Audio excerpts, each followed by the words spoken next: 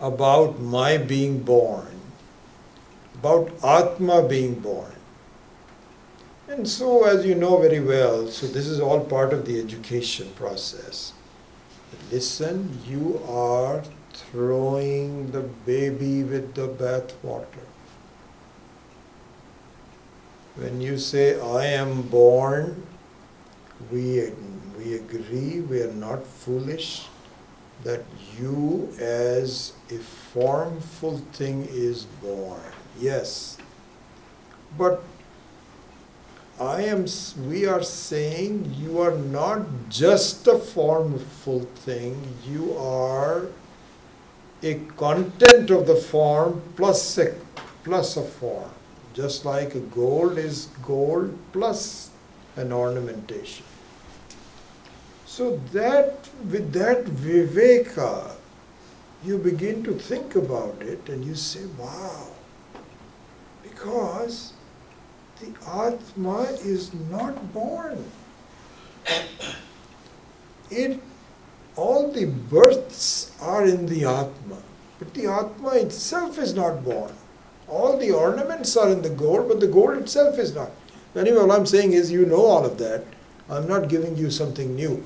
What I'm saying is that this education has to be done in a classroom with examples, and so on and so forth. This is what is called, this will be akin to a movie plot. So follow this carefully. There is a movie plot that has the potential of gripping you. Potential of gripping you means once you understand the plot of the movie, you have the ability to glide into it, at first with duality, savikalpa samadhi, and then slowly losing your movie-goer identity and becoming completely identified with the plot. You have that ability. Similarly, here also, the plot is that you are unborn. Not only that, you are not connected. You are self-existing. So when we talk about Satyam, Jnanam, Anantam, Shivam, Sundaram, there is a certain reality to it which is a plot. What is the case, how it comes about. All of that is a plot that you have the ability to relate to. And the process, as we are studying the process of meditation, the process is very similar.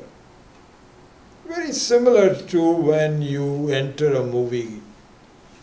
So just to reiterate, at first it looks like the movie has started and it looks like something on the screen. You are more important to yourself because you just came, you shut the car, you locked it, you have your cell phone with you, you've got your popcorn. That is the reality. And this vision of the movie plot is something which you have not yet related to. It's going on. Then slowly, you start. Nothing has changed, by the way. See, look at this. This is the beauty of it. You're still sitting in the seat. Your cell phone is still with you. The keys of the car are still with you. Popcorn is still with you. All of them are still with you. But your identification is with a movie-goerness, not with the movie.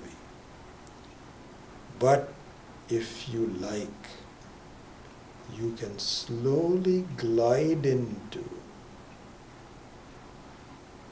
you can even, this is interesting, this is just my words, you can even do this Ashtanga Yoga of Patanjali through this. Is a good way to look at it. So for example, so we have Yama, Niyama, then Asana, then what is it? It's Pranayama, Pratyahara, then Dhyanam, then Dharana, then Dhyanam, and Samadhi. Okay? So look at it from a standpoint of going to a movie. You need to make up your mind whether you want to see a movie. And now you have to give up other things. You cannot be, going to a football game. Those things are gone. You make up your mind. So this is Yama, Niyama. Then you have Asana, means that you have to keep your eyes open, you have to sit there. So you're getting prepared for it. And so you have all of those kinds of things. Then comes Dharana, Dhyanam, and Samadhi. Those are the three important things. So what that means is, sorry? We left out one Ishwar Pranidhan. Yeah, that's another way of looking at it, but I'm just giving you the alternative part of it. It's Yeah. one of the 8 Ashtanga Yoga. Yes. One of the 8 steps. Yes, that can also be done. So that's also a dhyanam, so you're basically putting your mind towards it. That's also part of the plot in that sense. So anyway, so the point is, going back to watching the movie, so you are now positioning yourself to be absorbed into a different reality, isn't it? So you're slowly giving up your identification of a moviegoer. The moviegoer has some unique problems. So problems of your body, your mind, and so on, it has that there. And you are very cognizant of it, that I've got to go to work tomorrow, and are my children taken care of? Have I made some food? All those kinds of things. This is the moviegoer's identity. But slowly, you have the ability to disassociate yourself from that moviegoer identity, and you're now going into a different identity. And the different identity finally results in, not semi-finally, in Savikalpa Samadhi. So the Savikalpa Samadhi is that both the identification with the plot of the movie and the movie-goer identity simultaneously coexist. Because now you're beginning to understand what the plot is.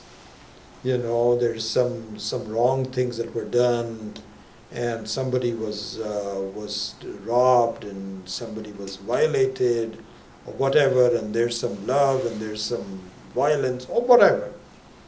This is the plot. Now, if the plot is worth getting into, then there comes a point where the Savikalpa Samadhi results in Nirvikalpa Samadhi. So this is the point I just want to make. Again, I'm just repeating myself. In Vedantic sense, Nirvikalpa Samadhi means, let me tell you what it means and what it doesn't mean. So this should be clear.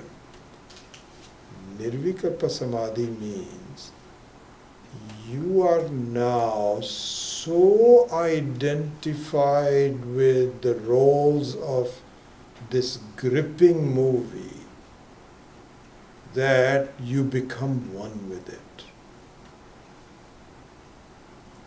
This is what happens. The main character, the hero and the heroine, they are the ones we identify with. What is happening to them and so on. As though the same things are happening to me. So the plot of the movie, bereft of the moviegoer's identity, is called Nirvikalpa Samadhi. What it is not is a thoughtless state. No, that's not what it is. You cannot be, supposing, this is what happens, supposing you go to sleep. Every now and then you find that this happens in our meditation also, that pretty soon you hear some snores. I hear the snores. The snoring means, I'm talking about, Atma, it is never born, and see, and so this is interesting, this owner of this building, JP, he was the one who told me that, I'm a little disturbed, I've got a lot of things on my mind, and can you help me? He had approached me one time. So I says, okay, then please come for the meditation. So this is in the Tuesday night class. So remember we did, some of you may have been in the Tuesday night class, so we did an introduction to meditation, where you quieten your mind down and so on. And then I was going to get into the Vedantic meditation. And JP has gone to sleep. And he told me that. He says, I'm sorry. I says, but that's what you wanted. You had difficulty sleeping, didn't you? So I have a very nice way for you to go to sleep. Anyway, this is not what we call Nirvikalpa Samadhi.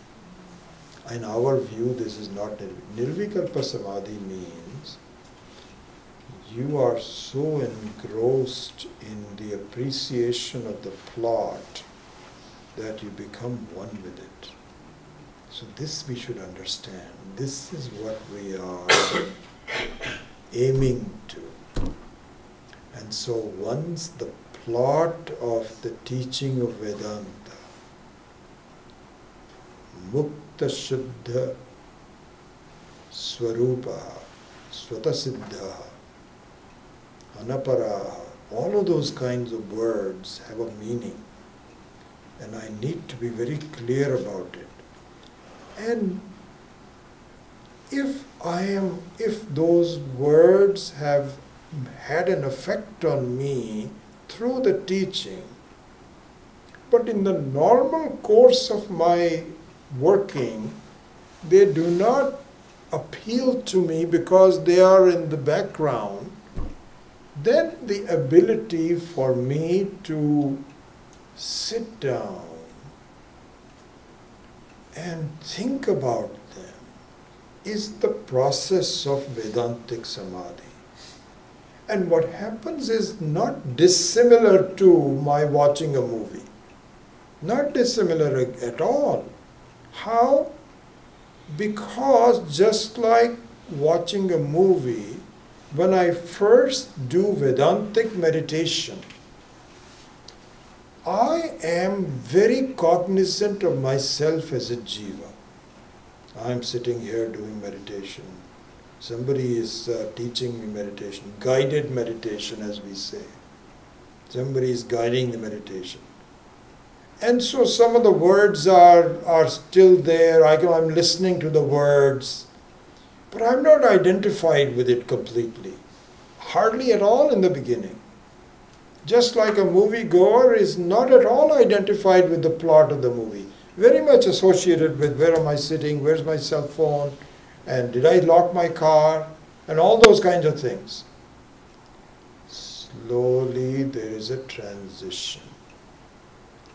And the transition is all mental. Nothing has changed. You are still sitting there as a moviegoer. But the transition is you glide into the plot of the movie and you lose your identification as a moviegoer. Exactly the same thing happens in Vedantic meditation, where you are beginning with a jiva, your jiva identification. I'm a human being with a name. All of that is still there. And the concepts of Vedanta, ajaha, not born, swatasiddha, swayam bhavati, all those kinds of things are a movie plot that seem distant to me. But with the right attitude and the right appliance, with the right understand. So this is. So look at the. You remember. So now we go back to verse number 19, where Lord Krishna talked about. I'll connect it now.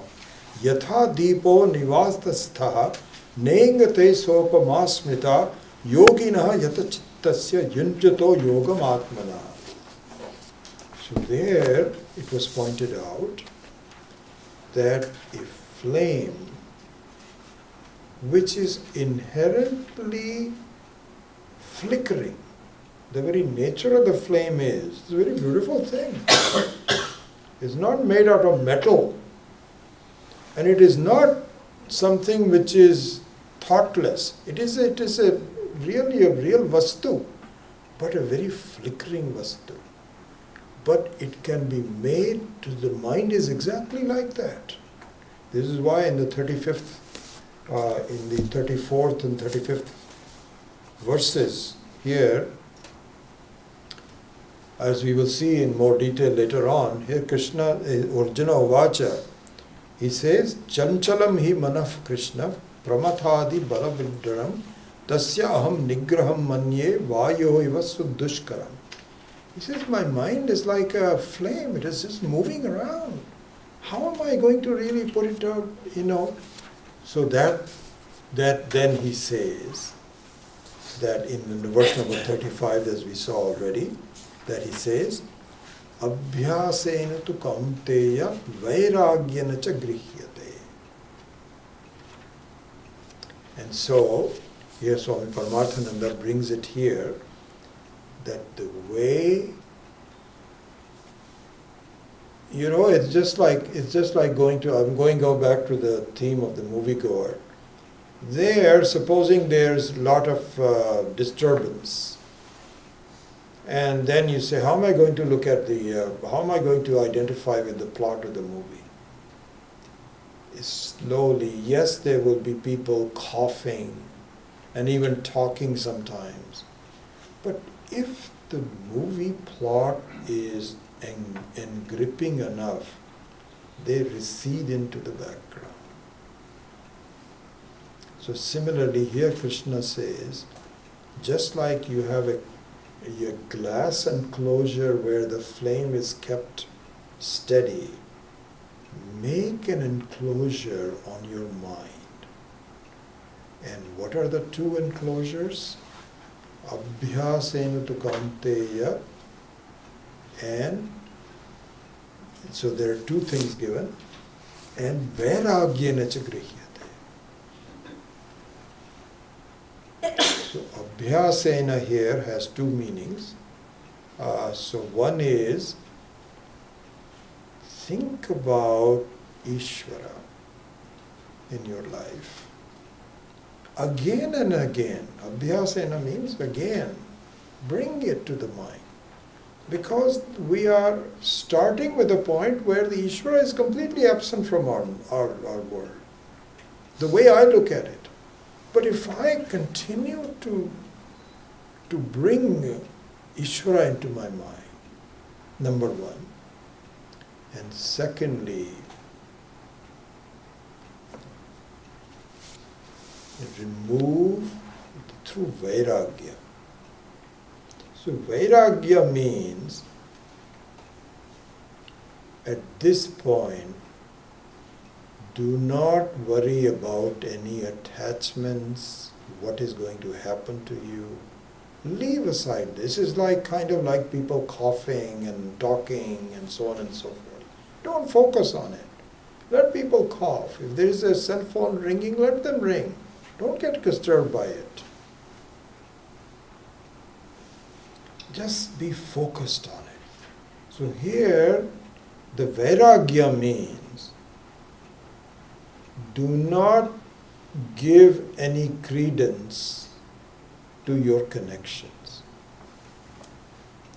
Because what happens is that, this is the nature of the future. You think about the future and all of a sudden you start to think about, I hope that will be okay. I hope my son is okay, my daughter is okay, my grandchildren are okay. And then slowly your mind drifts into it. So Vairagya means that please allow them to be.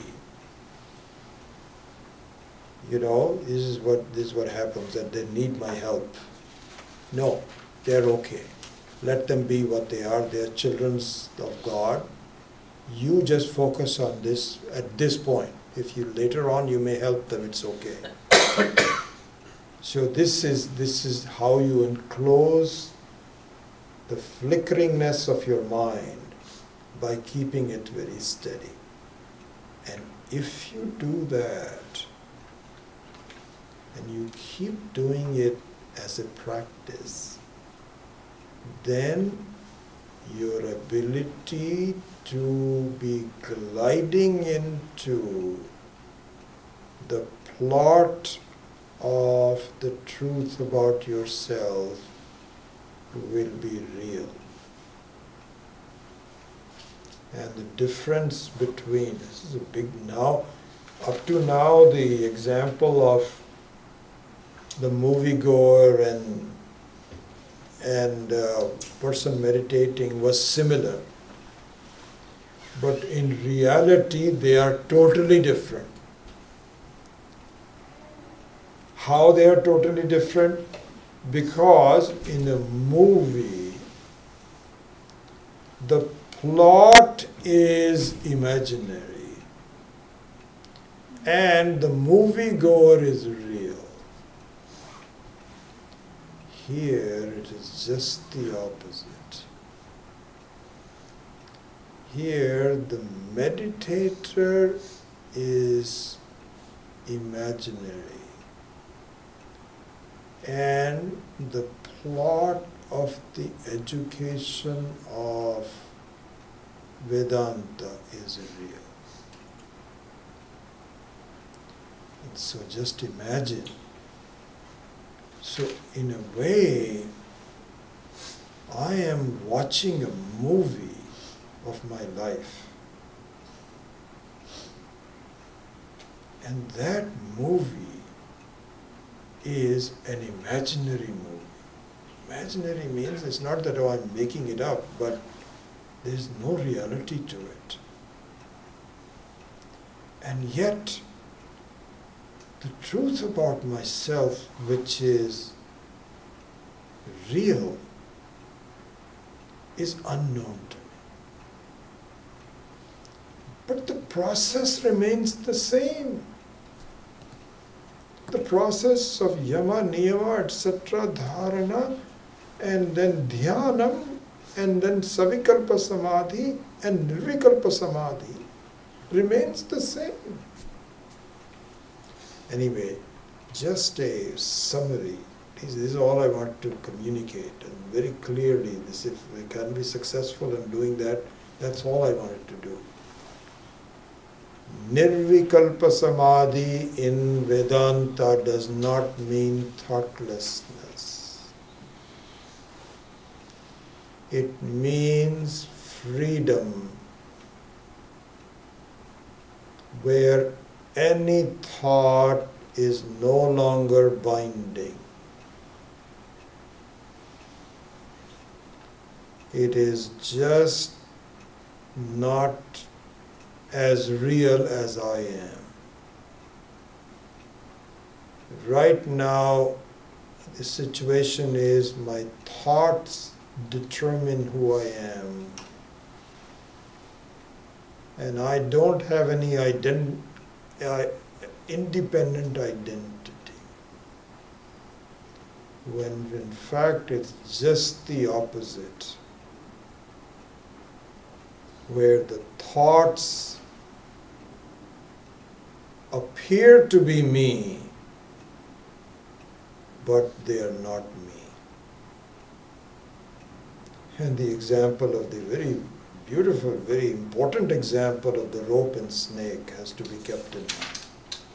That's why in all of these teachings, that example, probably the 10th man example and the rope snake example are used again and again. We must be kept in mind that the vision of the snake is false.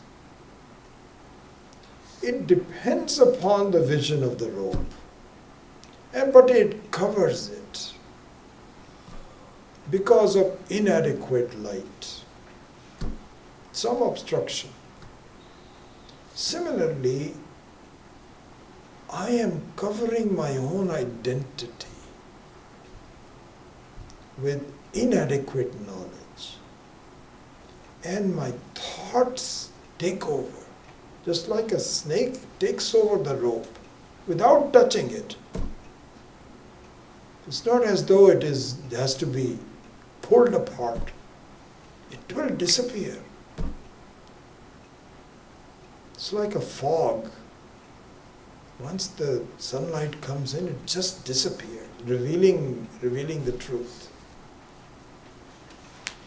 So the situation of the Nirvikalpa Samadhi is totally different, because my identity as a jiva is covering my identity as a Brahman, as a Satyam Jnanam Anantam. And the Satyam Jnanam Anantam is, even though it is thoughtless, but the very closeness of it means that all aspects of it has to be thought through. Otherwise it will not become free thoughtless. Yes, it is also thoughtless, but there's a big difference between thoughtlessness within ignorance and with knowledge. So anyway, that I'm going into a slightly different area, but all I wanted to do was to say, please understand that Nirvikalpa Samadhi in Vedantic sense does not mean thoughtlessness. It means an absorbed appreciation of the truth of myself, which requires thinking. That's why all of our acharyas, as they have been saying, this is what is called vritti jnana. Swami Dayananji used to say that again and again. Vritti jnana. Akhanda akara vritti jnana. Vritti jnana means that there is a vritti. Vritti means a thought that dispels the untruthfulness of the world. It's called vritti jnana. There's nothing strange about it. It just means that, like for example, once you have the vision of this rope, then you have vritti jnana. That means that there is a vritti which says, oh my goodness, this was not a snake. This is a harmless rope. This is a thought. So the vision of the snake is not going to go with thoughtlessness. This is exactly in a way, the teaching of the Bhagavad Gita. In the Bhagavad Gita, Arjuna was very upset with the whole thing, with the war and what his role was, and so on. And he wanted to escape it. He says, I just want to go and meditate. This is exactly like saying, I want to be thoughtless. I don't want to think about the war. Because the very thought of the war is very upsetting to me. So I just want to go to Rishikesh and just meditate and remove all thoughts from me.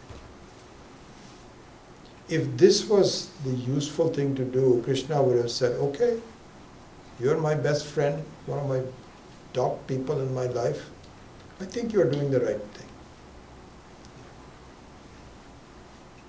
Krishna says, you cannot escape. It's just like telling someone,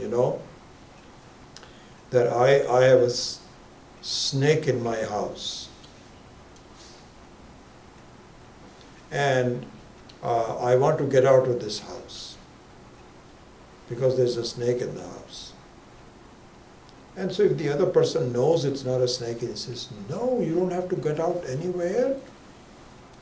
You cannot escape it, because that means somebody has to still kill the snake. It is still in your room. There is no snake.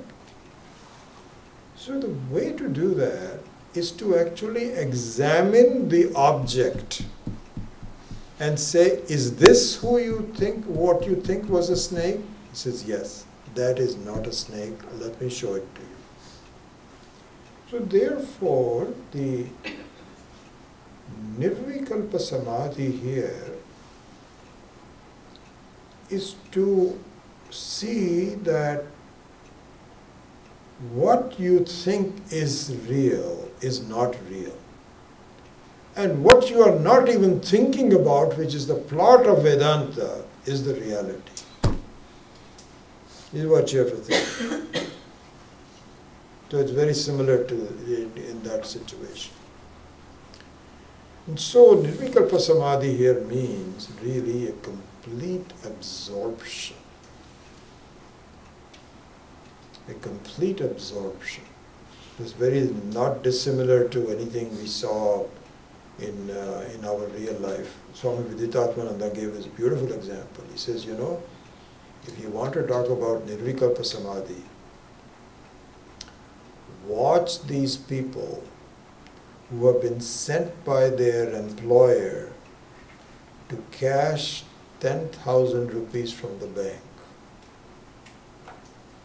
So what happens? The owner of a shop sends one of the people working in the shop and says, okay, your job is to get 10,000 rupees because we don't have enough cash for transaction. And so he already knows who the trustworthy person, and he says, the bank, he knows you, just go to the bank. So now this bank gives them 100 rupee notes, and in a big enclosed kind of a thing with rubber bands and so on. And of course you're supposed to count it, of course. And the teller also, even here in teller, if you can go there and say $5, 10. You're also looking at it, the teller is also looking at it, and it says, then you'll say, yes, I got my $100. Okay, good. You put it in the pocket. So similarly, in this person, he goes to a bank and he's counting 10,000 rupees. He is in Nirvikalpa Samadhi. Supposing there is a cricket match going on in the radio, or somebody is talking, he's not absorbed. He's absorbed because he's got a job to do. And his job is on the line if he messes up. So he says 1, 2, 3. This is not thoughtlessness. It's not thoughtlessness. It is absorption in a given thought. This is what it means. Anyway, that's all I wanted to convey with this. The whole class came up to this. So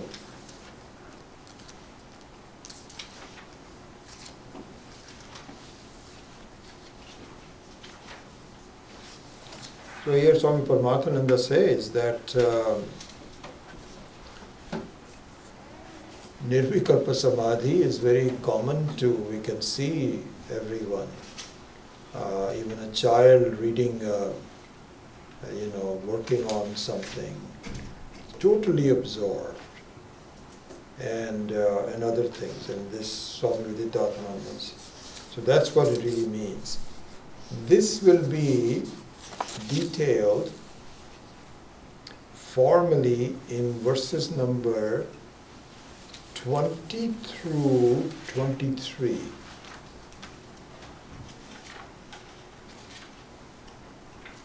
And there are 7 definitions that indicate the reality of Nirvikalpa Samadhi will be given. 7 of them. So we will go over that in the next class. It'll be very interesting to see.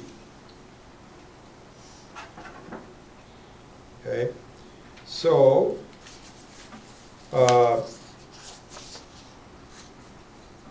we will see all of that. Let's see if I can just give you an idea.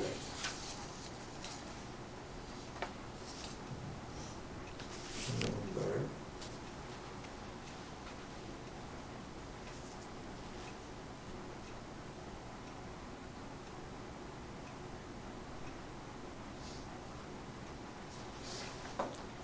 So this we will look into in more detail, starting with number 20. Yatra uparamate chittam niruddham yoga sevaya yatra cha eva atmatmanam pashyan atmani tushyati. So these 7, you can say either steps or indications of Nirvikalpa Samadhi will be given. Starting with Chitta Uparamanam, Atma Darshanam, and then Tattva, etc., etc. It will be interesting to see that. So that we will see in the next class. So this is how the whole topic of meditation. And so just to summarize, even in the Bhagavad Gita, if meditation was independently responsible for jnanam, it would have been given in the 2nd chapter itself. It was not. So in Vedantic meditation called Nididhyasanam, this is what is called Anga Angi. Anga means a limb, and Angi means that one that has the limb. The main thing is the Angi.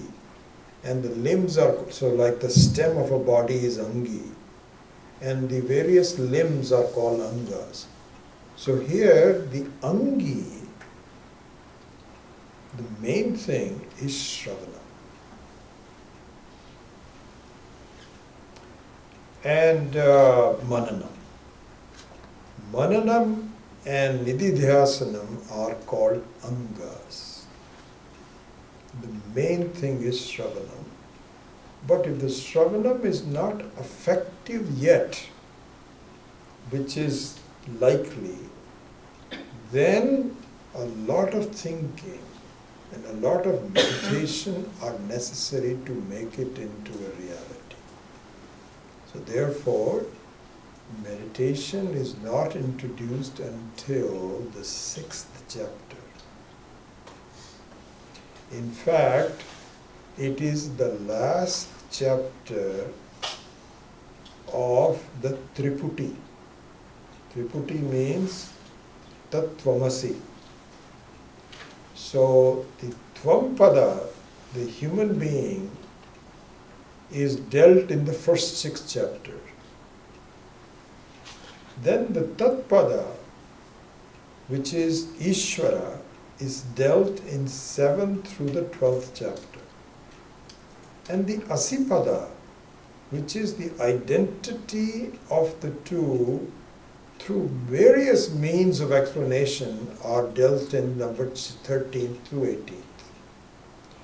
So the 6th chapter is the culmination of the teaching with respect to the human being.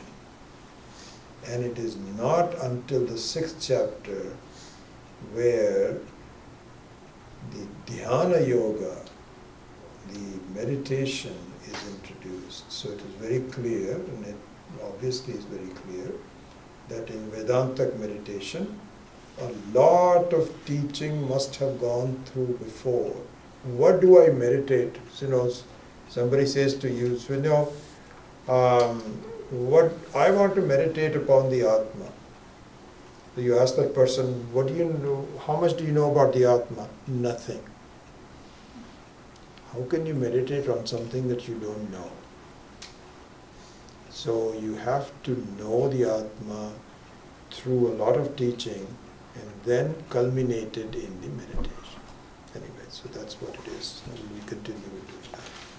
Om Asato Ma Satgamaya Tamaso Ma Jyotirgamaya Mrityo Ma Amritam Gamaya Om Purnamadav Purnamidam Purnat Purnamudachyate Purnasya Purnamadaya Purnamevavashishyate Om Shanti Shanti Shanti Hari Om Shri Gurubhyo Namaha Hari Om. Any question? Yes? This meditation, you have said that absorption is the most important thing, but the mind, you have to be absorbed through the mind? Yeah, so that's what's called Vritti Jnanam. Akhanda Akara Vritti Jnanam means that the mind must, see, because the jiva, the mind and the jiva are identical at this point. Whatever I think is who I am at this point in time. That's not true. It's not what I think I am. I am, therefore I think. But at this moment, whatever I think is what I am. And so therefore, whatever I think has to be consistent with who I am. In other words, take the example of the rope and snake. So there, at this point, even though the snake is none other than the rope, but I don't think that. I only take the rope for being what it is. And so therefore, I have to counteract the appearance of the snake by a thought which says, this is not a snake. And in order to counteract, I need a thought which says, this is not a snake. So in that sense, the Vritti Jnanam needs the mind, but only with the help of the right teaching, to say that this is mithya, this is not me, this is anatma. Mind itself disappears. And I think we gave the example that in Atma Bodha, I think that the Tuesday night example maybe, that in the Atma Bodha, there is a very beautiful example of Kataka, the Kataka powder. So what happens is that in a well, you have a lot of impurities, and there's no way to go and actually purify the well water. That's not possible. So apparently there is a powder which is called Kataka powder, which you sprinkle, you put a lot of buckets into it, into a well, and what it does is that it takes the impurities, clings on to it, and the impurities slowly become heavier than they were before, and they drop down to all the way to the bottom of the well. And as they do, the Kataka powder itself disappears. The impurities also get purified and the Kataka powder also gets absorbed in it. And the very sediment in the bottom and the rest of the water becomes very pure. Similarly, it is said in Atma Bodha that a Vritti Jnanam is like that. You need the mind, it's like a Kataka powder. But the impurities of the mind have to be counteracted by the purity of the mind. Once that happens, the mind itself disappears and only the Atma is left. Something like that is what is pointed out. Yeah, but this mind has two sort of powers, Avaran Shakti and Vikshev Shakti. Right. And they cover the whole, I would say, your Sarup. So how to get rid of those two? So I think the way there is to focus in on is just very much like, I think go back to the rope and snake example, that what happens is that due to inadequate light, the vision of this rope is covered. The rope is not adequately lighted up. And as a result, you have all kinds of crazy ideas. Some people think it's a mala. Some people think it's so whatever you think you can be.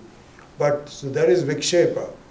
So the covering of this rope is the avarana, and coming up with crazy ideas is vikshepa. And the only way to do that is throwing enough light onto the rope. Similarly here also, the mind of course covers the Atma, and it also comes up with crazy ideas of who I am not. But to counteract it, if the right knowledge is given, which is adequate light, then both of them disappear. That's all really. So why does it not disappear? I mean, ultimately probably what you're saying, it disappears maybe in many lifetimes or whatever, but why doesn't it disappear when you have understood everything? So this, as you know, we have been discussing it for quite a while. It just means that in this particular case, the person is, it's very much like, you know, supposing you have, supposing it's a metallic object which is covered with dirt. So you're doing an excavation. It's one of these, you know, where they unearth the old civilizations and so on. And so they are looking for some signs of old civilizations. So there, supposing somebody comes up and says, oh, I think I found something metallic. So they look at it, and it looks like ground. It has complete dirt and rocky things and so on. But if you cover a little bit of it, you find that there is a small thing which is made out of some metal. Now the rest of it is still covered. So now the question is, gee, this cannot be metal, because otherwise the whole metal will show right away. It is still showing as a dirt. So it is saying, please have patience. Let us chip into it, slowly remove the dirt from it. But it has already been shown to be metal. That part is done. So similarly here also, the Atma, even if it is shown for a second, that it is in fact independent of all the covering, then even though that covering is still there, you will just be patient with it. And so it takes a little while depends on how much dirt it is in our mind, how convinced we are that we are not the Atma. It just takes a little while for all of that to get away from us. But the fact remains the same because I've already seen it. There's no difference between it. So one question, there is a slok in Gita about this similar thing. We are meditating on the abstract, and it is difficult for the mind to conceive of that. He says this kleshodik tarastesham avyakta sakti chetasam avyaktai gatir dukkham dehavat virvapyate. That until you have this abhiman, dehaviman, it is very difficult to conceive or conceptualize the abstract. So he says that you should try to do on the form rather. Is that? So let's just stick to one step at a time. We have said already that abhyasena tu kaunteya, and so let's do the abhyasa and also vairagyena cha.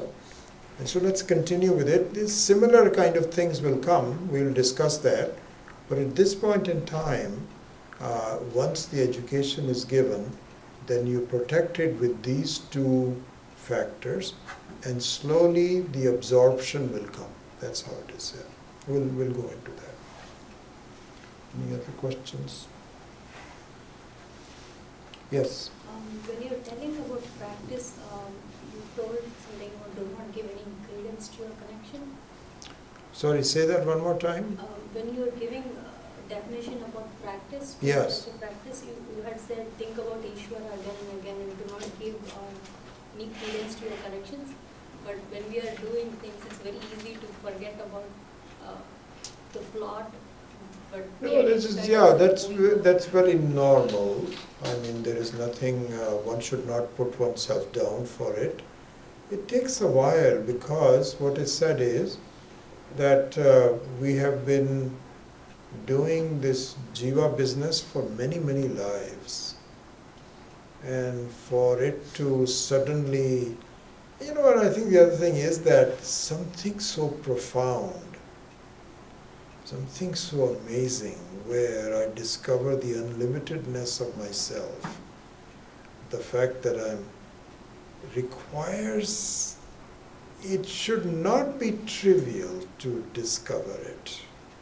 Anything, trivial results may require trivial efforts, but a profound result must require a lot of dedication. So we should be very patient with ourselves and hang on to the truth about it, even though it might take us a little while. That's okay. And in a way, this is a test of Ishvara, saying, is this guy serious or not? Or is he just fooling me and saying, yes, I'm your bhakta. But then, and this is why they say that the easier way to become a bhakta of Ishvara is to treat everyone around you as a messenger of Ishvara. So when you find Ishvara, in fact, right now we make an artificial division and a false division that I am very devoted to Ishvara, but these people I don't like any of the people that I'm working with. This is a false division. Anybody who is bothering you has been specially sent by Ishvara to bother you, so that you can look beyond it. How will Ishvara criticize you unless he finds somebody else to criticize you? You're not going to see some kind of a, Vani, hey, you are doing some bad things. And so, where are you at? He says, I don't know, just don't look at me. So the way he does it is that he sends somebody to criticize you. And you have to see that the criticism, I'm just taking as criticisms and problems and so on, are. And so you have to see how that is and accept it and to work with it, improve yourself. And as you do, you will see a more clearer vision of Ishvara.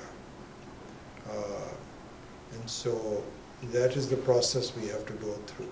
And that is the very message of Karma Yoga. This is absolutely the as we've been studying, and will continue to do that.